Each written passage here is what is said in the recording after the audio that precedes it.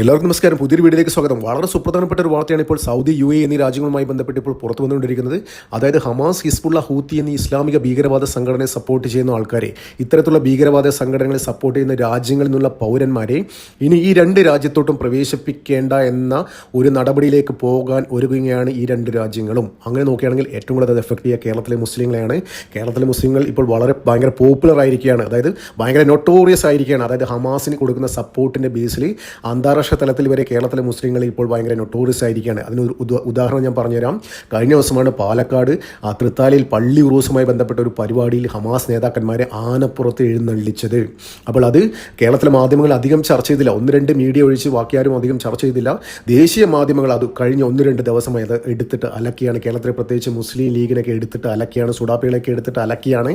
അപ്പോൾ അന്താരാഷ്ട്ര തലത്തിൽ പോലും ഇത് ഭയങ്കര ചർച്ചയായി. ഇസ്രയേലി മാധ്യമങ്ങൾ വലിയ ചർച്ചയായി. അപ്പോൾ ഇസ്രയേലി മാധ്യമങ്ങൾ പറഞ്ഞെന്താണെന്ന് അറിയാം, അത് പലസ്തീൻ കഴിഞ്ഞ് കഴിഞ്ഞാൽ ഏറ്റവും കൂടുതൽ ഹമാസിനെ സപ്പോർട്ട് ചെയ്യുന്ന ആൾക്കാർ ഇപ്പോൾ കേരളത്തിലാണ്, ഇന്ത്യയിലാണ്.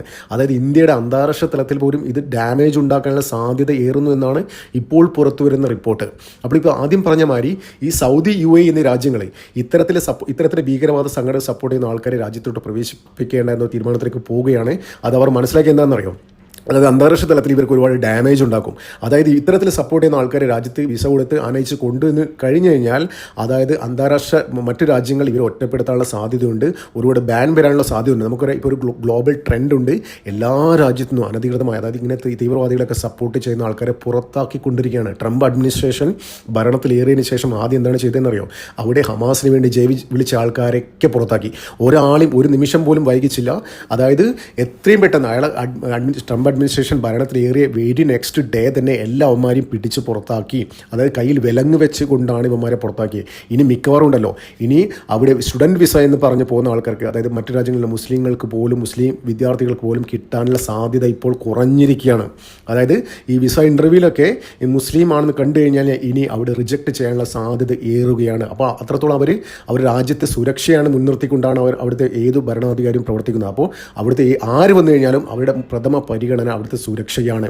അതേമാതിരി തന്നെയാണ് UAE, സൗദി പോലുള്ള രാജ്യങ്ങളും ഇപ്പോൾ അത് ഫോളോ ചെയ്യുകയാണ്. അത് ഞാൻ ആദ്യം പറഞ്ഞ മാതിരി അന്താരാഷ്ട്ര തലത്തിൽ സംഭവിച്ചുകൊണ്ടിരിക്കുന്ന ഒരു ഗ്ലോബൽ ട്രെൻഡിൻ്റെ ഭാഗമായിട്ടാണ് ഇത്തരത്തിലുള്ള നടപടികൾ രാജ്യങ്ങൾ സ്വീകരിക്കുന്നത്. നമുക്കറിയാം യൂറോപ്പ്, പ്രത്യേകിച്ച് ജർമ്മനിയിലൊക്കെ ഇത്തരത്തിലുള്ള കുടിയേറ്റക്കാരെ കൊണ്ട് ഭയങ്കര ശല്യമാണ്. അതായത് ഈ ഹമാസിനെ പിന്തുണക്കുന്ന തീവ്രവാദ ആശയങ്ങളുമായി മൈൻഡ് സെറ്റുമായി നടക്കുന്ന ആൾക്കാർ അവിടെ നിരന്തരം ചാവേർ ആക്രമണങ്ങൾ ഉണ്ടാക്കുന്നു, അവിടെ അപകടങ്ങൾ ഉണ്ടാക്കുന്നു. അവിടുത്തെ പൗരന്മാർക്ക് സ്വാതന്ത്ര്യത്തിൽ ഇറങ്ങി നടക്കാൻ പറ്റുന്നില്ല. ഇവർ ആദ്യം അഭയാർത്ഥികളായിട്ട് വന്നിട്ട് പിന്നീട് ഇവരുടെ തനിക്കോണം കാണിക്കുകയാണ് എല്ലാ രാജ്യങ്ങളും. അതൊക്കെ കൊണ്ട് തന്നെയാണ് ഇവന്മാരെ എല്ലാ സ്ഥലത്തും ഓടിച്ചു വിടുന്നത്. ഇപ്പോൾ ജർമ്മനിയിലൊക്കെ ഉണ്ടല്ലോ, അവിടെ ഇപ്പോൾ ഇലക്ഷൻ നടക്കാൻ പോവാണ്. അവിടെ മത്സരിക്കുന്ന ആ സ്ഥാനാർത്ഥി പറഞ്ഞിരിക്കുന്ന ഇവന്മാരെ എല്ലാവരും ഓടിച്ചു വിടുന്നതാണ്. ഇതൊരു ഗ്ലോബൽ ട്രെൻഡാണ്. ഇപ്പോൾ ഇന്ത്യയിൽ തന്നെ കണ്ടില്ലേ, ബംഗ്ലാദേശികളൊക്കെ അടിച്ച് ഓടിക്കുന്ന തിരക്കിലാണ്, എല്ലാവരും തൂക്കിയെടുത്തിട്ട് ഇപ്പം പുറത്താക്കേണ്ട തിരക്കിലാണ് ഇന്ത്യൻ സർക്കാർ. ഇതിപ്പോൾ ഗ്ലോബൽ ട്രെൻഡാണ്. അപ്പോൾ അതിൻ്റെയൊക്കെ ഭാഗമായിട്ട് തന്നെയാണ് ഈ സൗദി, UAE ഇത്തരം തീവ്രവാദ സംഘടനയെ സപ്പോർട്ട് ചെയ്യുന്ന ആൾക്കാർ ഈ രാജ്യത്തേക്ക് വിസ കൊടുക്കേണ്ടെന്ന തീരുമാനത്തിലേക്ക് പോകാൻ പോവുകയാണ്. ഇത് ഏറ്റവും കൂടുതൽ ബാധിക്കുന്ന കേരളത്തിലെ മുസ്ലിങ്ങളെയാണ്. കേരളത്തിലെ മുസ്ലിങ്ങളെ ഏറ്റവും കൂടുതൽ ഇത് രാജ്യങ്ങളുമായിട്ട് വർക്ക് ചെയ്യുന്നത്. അപ്പോൾ അവിടേക്ക് ഒരു ചർച്ചാ വിഷയമായി ഈ സൗദി, UAE പോലുള്ള രാജ്യങ്ങളെ ഇപ്പോൾ ചർച്ചാ വിഷയമായിരിക്കുകയാണ്. കേരളത്തിലെ മുസ്ലിങ്ങളൊക്കെ ഹമാസിനെ സപ്പോർട്ട് ചെയ്യുന്ന ആൾക്കാരാണ്. 99.9% മുസ്ലിങ്ങളും ഹമാസിനെ സപ്പോർട്ട് ചെയ്യുന്ന ആൾക്കാരാണ് എന്നാണ് അവരുടെ ഒരു വിലയിരുത്തൽ. അപ്പോൾ അത്തരത്തിലുള്ള ആൾക്കാരെ രാജ്യത്തോട്ട് കൊണ്ടുവന്ന് രാജ്യത്തിന് തന്നെ പ്രശ്നമുണ്ടാക്കും.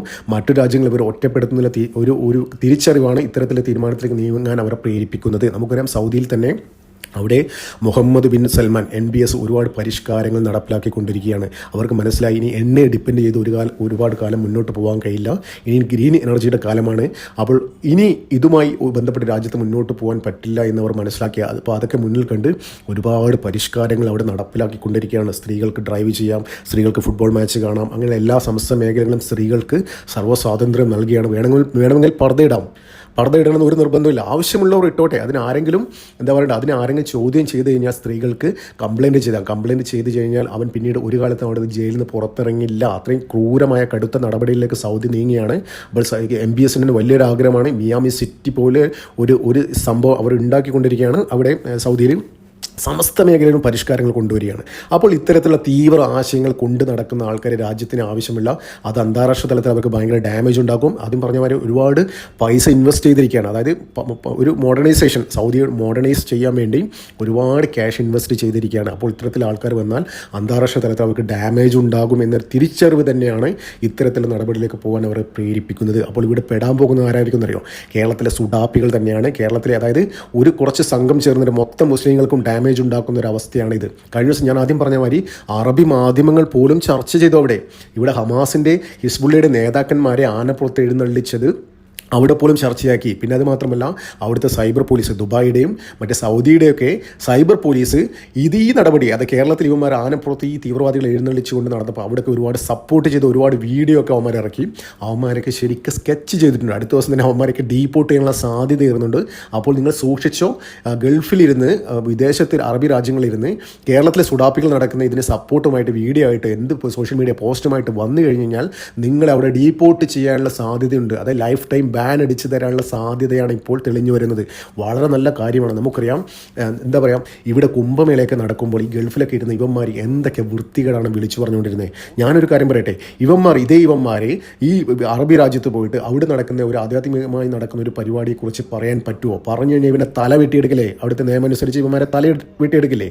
അപ്പോൾ അത് വേണ്ട. അതുമാത്രമല്ല, ഇരു രാജ്യങ്ങളും വേറെ ഒരു തീരുമാനത്തിലേക്ക് പോകാൻ ഒരുങ്ങിയാണ്.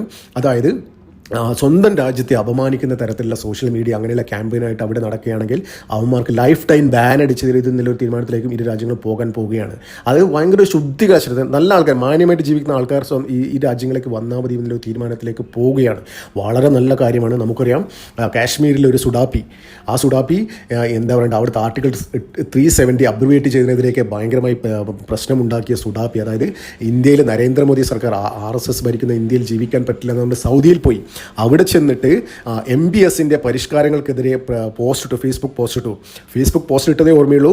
7 മിനിറ്റിന് ശേഷം അവിടെ സൗദി പോലീസ് വന്ന് അവനെ തൂക്കിക്കൊണ്ടുപോയി ജയിലിലിട്ടിരിക്കുകയാണ്. അതായത് ഇപ്പോൾ അവൻ്റെ ഫാമിലി, ആ കാശ്മീരി സുഡാപ്പിയുടെ ഫാമിലി നരേന്ദ്രമോദിയെ കാലി പിടിച്ചുകൊണ്ടിരിക്കുകയാണ്, എങ്ങനെയെങ്കിലും ഊരി തരണം എന്നുള്ള തരത്തിൽ. അതായത് ഇന്ത്യൻ സർക്കാർ ഇത്തരം കാര്യങ്ങൾക്ക് കൂട്ടുനിൽക്കാനുള്ള ഒരു സാധ്യതയുമില്ല. ഒന്ന് ആലോചിച്ച് നോക്കിയേ, ഇന്ത്യയിൽ ഭയങ്കര ഭയങ്കര പ്രശ്നമാണ്. ഇവിടെ മുസ്ലിങ്ങൾക്ക് ജീവിക്കാൻ പറ്റുന്നില്ല. നരേന്ദ്രമോദിയും RSS ഒക്കെ മുസ്ലിങ്ങളെ അടിച്ചമർത്തുകയാണ്. യോഗി ആദിത്യനാഥൊക്കെ മുസ്ലിങ്ങളെ അടിച്ചമർത്തുകയാണെന്നൊക്കെ പറഞ്ഞിട്ട് നേരെ സൗദിയിൽ ചെന്ന് സൗദിയിൽ ഒരുപാട് പരിഷ്കാരങ്ങൾ, അവിടുത്തെ ഭരണാധികാരികൾ ഒരുപാട് പരിഷ്കാരങ്ങൾ ഉണ്ടാക്കുമ്പോൾ അതിനെതിരെ അതൊക്കെ അനിസ്ലാമികമാണ്, അതായത് സ്ത്രീകളൊക്കെ പർദ്ദയിട്ട് നടക്കണം, മാൻഡേറ്ററി ആക്കണം, സ്ത്രീകളെ പുറത്തിറങ്ങാൻ അനുവദിച്ചുകൂടാ, സ്ത്രീകളെ ഡ്രൈവ് ചെയ്യാൻ അനുവദിച്ചുകൂടാ, ഇത്തരം കാര്യങ്ങളൊക്കെ പറഞ്ഞ് അവിടെ ഫേസ്ബുക്ക് പോസ്റ്റ് ഇട്ട് അവനെ 7 മിനിറ്റിന് ശേഷം സൗദി പോലീസ് വന്ന് തൂക്കിയെടുത്തുകൊണ്ടുപോയി. ഇനി അവന് പുറം ലോകം കാണോ ഇനി അവൻ പുറം ലോകം കാണുമെന്നുള്ള കാര്യത്തിൽ എന്താ പറയുക, ഒരു നിശ്ചയമില്ല.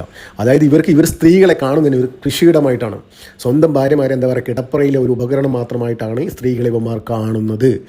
സൗദിയിൽ നടക്കുന്ന കാര്യങ്ങൾ ഒക്കെ ഇസ്ലാമിനെതിരെയാണെന്നാണ് ഈ സുഡാപ്പി പറഞ്ഞത്. അപ്പോൾ ഇനി അവൻ പുറം ലോകം കാണണമെങ്കിൽ നരേന്ദ്രമോദി വിചാരിച്ചാലും പറ്റുമെന്ന് എനിക്ക് തോന്നുന്നില്ല. അപ്പോൾ അതൊക്കെ ഇതിൻ്റെ ഭാഗമായിട്ടാണ്. അത് തീവ്ര ഇസ്ലാമികമായി ചിന്തിക്കുന്ന ആൾക്കാർ ഈ രാജ്യത്തേക്ക് വേണ്ട, അവർക്ക് വിസ നൽകില്ല എന്നൊരു തീരുമാനത്തിലേക്ക് പോകാൻ ഈ രണ്ട് രാജ്യങ്ങളും. അപ്പോൾ അതിൻ്റെ ഭാഗമായിട്ടാണ് ഹമാസിനെയും ഹിസ്ബുള്ളയും ഹൂത്തിയും പോലെ ഇസ്ലാമിക ഭീകര സംഘടനകൾ, അതായത് അതിതീവ്രമായി ചിന്തിക്കുന്ന ആൾക്കാരെ രാജ്യത്തോട്ട് ഇനി പ്രവേശിപ്പിക്കില്ല എന്നുള്ള തീരുമാനത്തിലേക്ക് പോകാൻ പോവുകയാണ്. അപ്പോൾ കേരളത്തിലെ സുഡാപ്പികളുണ്ടല്ലോ, വെള്ളം കുടിക്കും. ഇനി എല്ലാ സുഡാപ്പികളും ഡീപ്പോർട്ട് ചെയ്യേണ്ടി വരും എന്നാണ് ഇപ്പോൾ പുറത്തു വരുന്ന റിപ്പോർട്ട്. അതായത് ഒരുപാട് ആൾക്കാർ, ഞാൻ നേരത്തെ പറഞ്ഞ മാതിരി ഹമാസ് നേതാക്കന്മാരെ ആനപ്പുറത്ത് എഴുന്നള്ളിപ്പിച്ചപ്പോൾ അവിടെ അതിനെ സപ്പോർട്ട് ചെയ്ത് ഫേസ്ബുക്ക് പോസ്റ്റ്, സോഷ്യൽ മീഡിയ ഇതൊക്കെ ചെയ്ത ആൾക്കാരെ അവന്മാർ സ്കെച്ച് ചെയ്തിട്ടുണ്ട്. അവന്മാരൊക്കെ പിടിച്ച് പുറത്താക്കുന്നില്ല കാര്യത്തിൽ ഒരു സംശയമില്ല. പിന്നെ അത് മാത്രമല്ല, പുതുതായി വിസ അപ്ലൈ ചെയ്ത് കഴിഞ്ഞാൽ കിട്ടാനും സാധ്യതയില്ല. കേരളത്തിൽ നിന്നാണെന്ന് കണ്ടു കഴിഞ്ഞാൽ റിജക്റ്റ് ചെയ്യാനും സാധ്യതയുണ്ട്. അവർക്ക് തന്നെ മനസ്സിലായി, കേരളത്തിലെ മുസ്ലിങ്ങൾ 90-95%, 99% ആൾക്കാരും ഹമാസിനെയും ഹിസ്ബുള്ളയും ഹൂത്തിയൊക്കെ സപ്പോർട്ട് ചെയ്യുന്ന ആൾക്കാരാണ് എന്ന്. അപ്പോൾ നമുക്ക് കാത്തിരിക്കാൻ തന്നാലും ഇത് വരും ദിവസങ്ങളിൽ ഇതിനെക്കുറിച്ചുള്ള വ്യക്തമായ ഒരു വിവരങ്ങൾ പുറത്തു വരും തന്നെ എന്ന് പ്രതീക്ഷിക്കാം. നന്ദി, നമസ്കാരം. മറ്റൊരു വീഡിയോ കാണാം.